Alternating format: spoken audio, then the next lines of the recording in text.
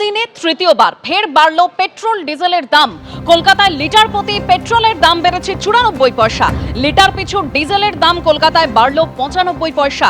কলকাতায় লিটার পিছু পেট্রোলের নতুন দাম হলো 110 টাকা 64 পয়সা, আর কলকাতায় 1 লিটার ডিজেলের নতুন দাম 97 টাকা 2 পয়সা।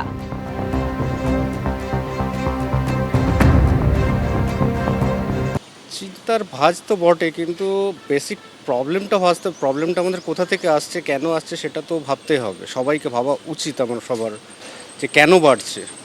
হ্যাঁ, সেটা যদি সবাই বুঝতে পারে, দেন আমার মনে হয় এগুলো এখন সাময়িক ওরা মেনে নিতে পারবে, মানে আমরা সবাই সাময়িক মেনে নিতে পারবো। ওই প্রবলেমটা যেটা ইন্টারন্যাশনাল প্রবলেম, ওটা ঠিক হয়ে গেলে আই থিঙ্ক এদিকেও সব ঠিক হয়ে যাবে। এটা তো ইন্টারন্যাশনাল ক্রাইসিসের জন্য হচ্ছে, সো জাস্ট 5 রুপিস বেড়েছে আই বিলিভ, তো অসুবিধা খুব একটা কিছু নেই।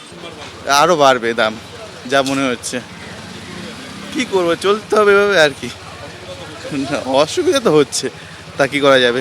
এখন যা পরিস্থিতি খুবই খারাপ। আমাদের খুব গাড়ি চালাতে অসুবিধা হচ্ছে, কাজে কর্ম যেতে। তেল যদি বাড়ে, তেলের দাম যদি বাড়ে, তাহলে তো খুবই অসুবিধা হচ্ছে। কারণ যে আমাদের সব কিছুর দামই বাড়ছে, কিন্তু আমাদের আলটিমেট কিছুই হচ্ছে না। আলটিমেট যেখানে পড়েছিল সেখানেই পড়ে। তেলের দাম যদি হু করে কী করে চলবে বলুন তো?